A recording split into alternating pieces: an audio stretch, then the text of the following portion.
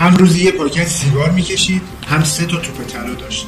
همیشه هم که لباساش بوی سیگار میداده، ولی اسطوره فوتبال جهانه. این نابغه هلندی در دوران بازیش همیشه سیگار میکشید. حتی بعداً که مربی میشه هم از تو پاکت سیگارش سیگار در میآورده و روی تاکتیک بردشون میچیده و اینجوری خطوط ارضی و عمق خط دفاع ها رو مشخص میکرده.